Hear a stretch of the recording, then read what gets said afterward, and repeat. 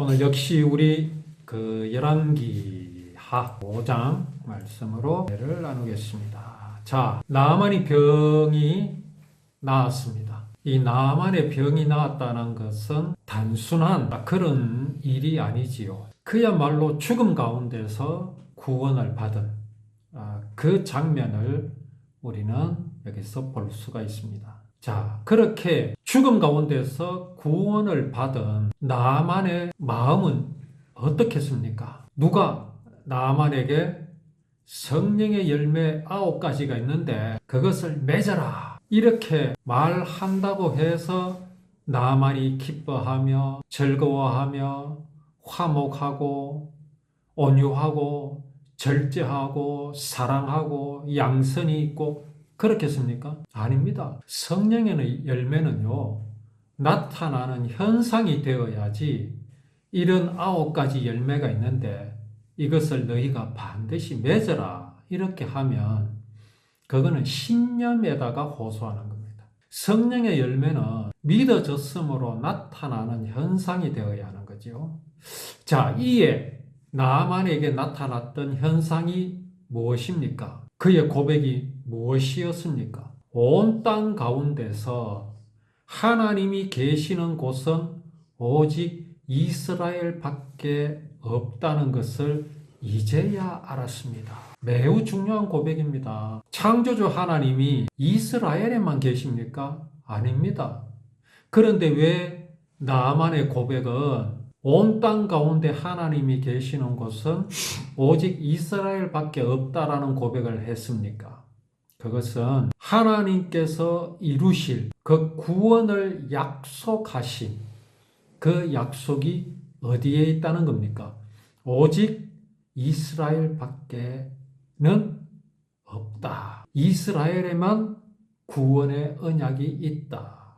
그것이 율법 아닙니까? 하나님께서 율법을요, 이스라엘 외에 다른 어떤 나라에도 주신 일이 없습니다. 율법이 법이라면 여기도 있고 저기도 있고 이 나라도 있고 저 나라도 있다 할 수 있습니다.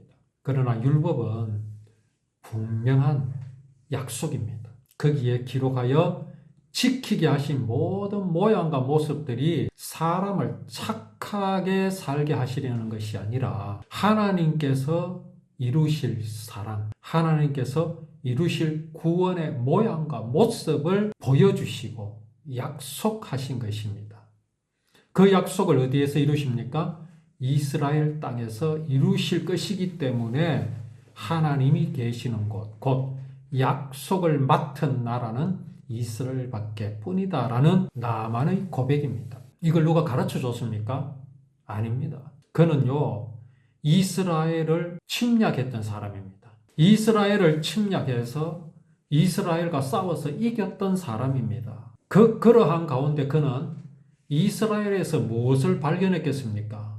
아, 이스라엘에는 율법이라는 것이 있구나. 그때까지만 해도 나만은 어떻게 생각했겠습니까? 그 율법을. 그냥 법이다. 이스라엘도 무슨 법을 만들어서 저렇게 지키고 있구나라고 생각했겠지요. 그러나 이제는 달라졌습니다. 이스라엘에 있는 율법은 자기 그 나라 아람이 지키는 법과는 다르다는 것을 알게 된 것입니다. 이거는요, 성령님께서 깨닫게 하여 주시지 않으면 깨달을 수 없는 것입니다. 자, 이렇게 나만에게 나타난 현상, 이것이 바로 구원을 받음으로 나타나는 현상입니다. 그리고 또 뭐라고 했습니까? 엘리사에게 선물을 받아달라고 간청하지요. 조금 전에 나만은 어떠했습니까? 엘리야를 아주 괘씸하게 생각했습니다. 왜 그랬습니까?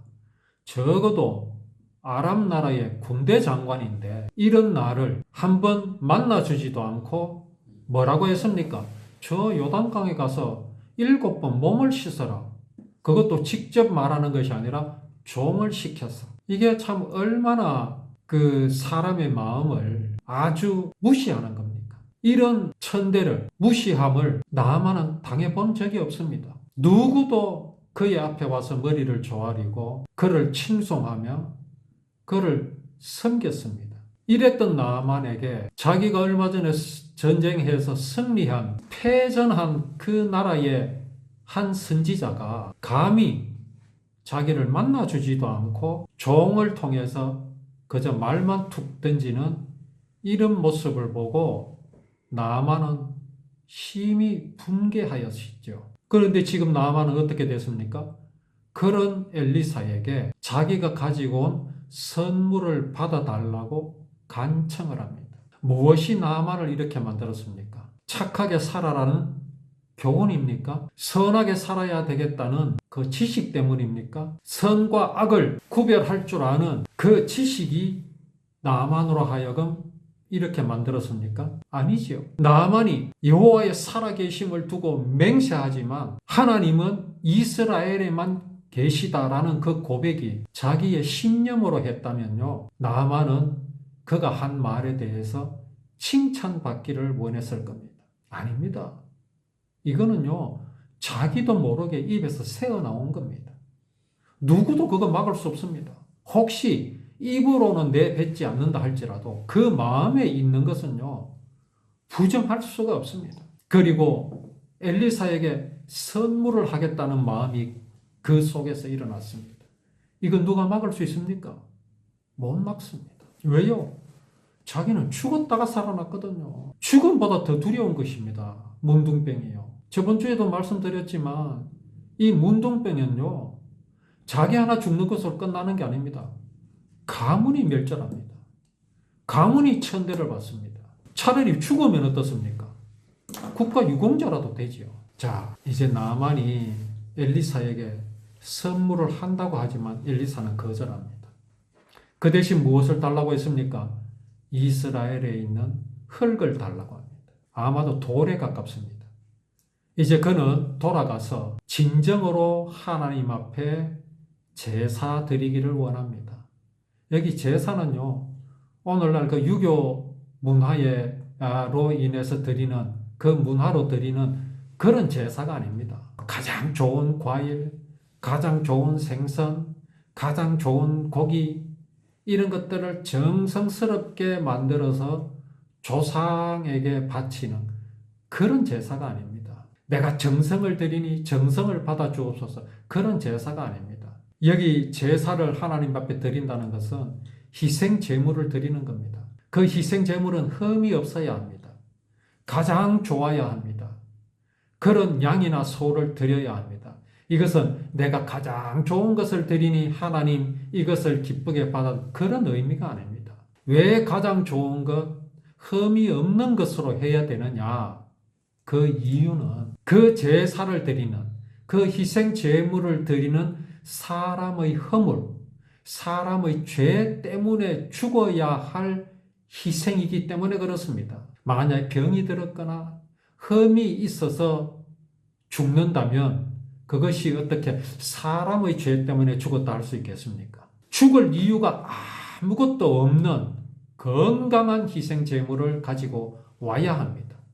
그 이유는 자기 허물이나 자기 흠 때문에 죽는 것이 아니라 그 희생을 드리는 사람의 죄를 대신하여 죽어야 하기 때문에 흠이 없어야 합니다.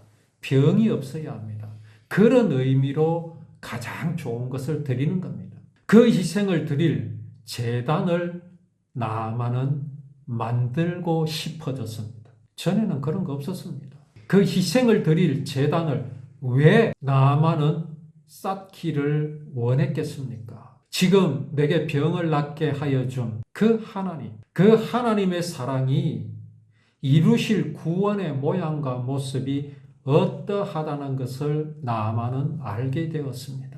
자기가 드리게 될 그 희생 제물, 그 모양과 모습으로 구원을 이루실 하나님의 언약을 나아만은 알았기 때문입니다. 그래서 그가 엘리사에게 어떤 것도 요구하지 않았습니다. 내가 저 아람으로 돌아갈 때 여기 약속하신 땅, 구원을 이루시려고 약속하신 땅, 그가 병이 낫자마자 고백했던 여호와의 살아계심을 두고 맹세하노니 나는 그건 엘리사가 한 말이고 나아만이 뭐라고 했습니까? 온 땅 가운데 하나님이 계시는 곳은 오직 이스라엘밖에 없다라는 그 고백이 지금 나만으로 하여금 무엇을 하게 합니까? 약속하신 땅에서 제단을 쌓을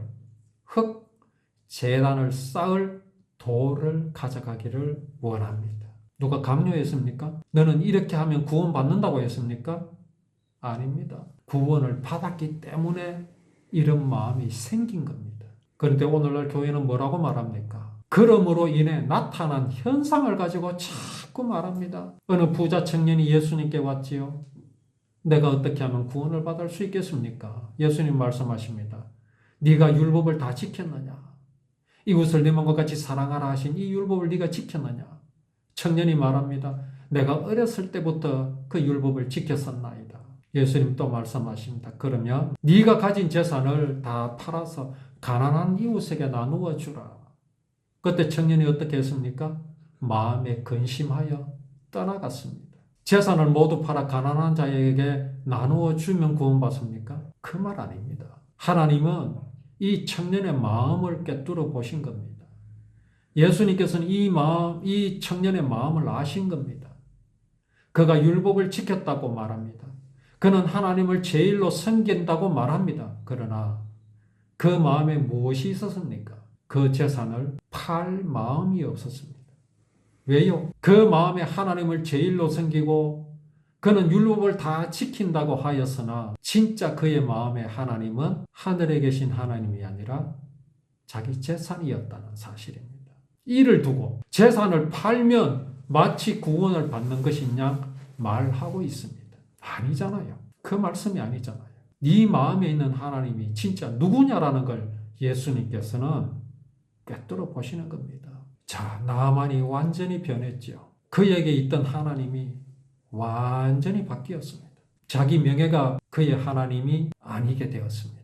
이제 그는 이스라엘의 하나님을 섬길 마음이 그 마음에 있었습니다. 그래서 그에게 생겨난 걱정이 무엇이었습니까? 전에는 자기 왕이 림몬 신에게 들어가서 절을 할 때에 자기도 부득이 허리를 굽혀 그렇게 절을 하였었는데 또 내가 내 나라로 돌아가게 되면 내가 또 그렇게 할 수밖에 없다. 전에는 아무것도 아니었던 것이 이제는 그 마음에 문제가 되었습니다. 왜 그렇습니까?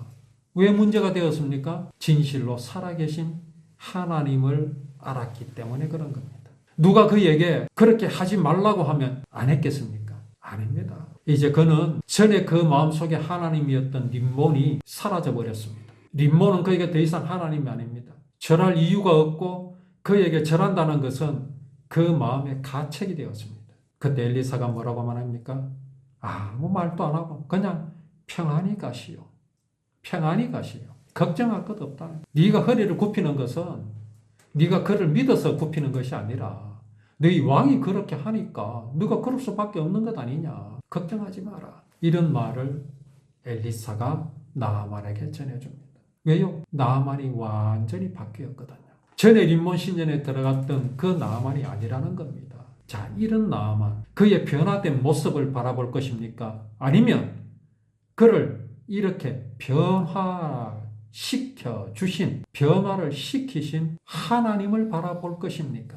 우리는 무엇을 바라봐야 하는지 정확하게 알아서 정말 하나님을 기쁘시게 하는 우리의 믿음의 삶이 되기를 원합니다.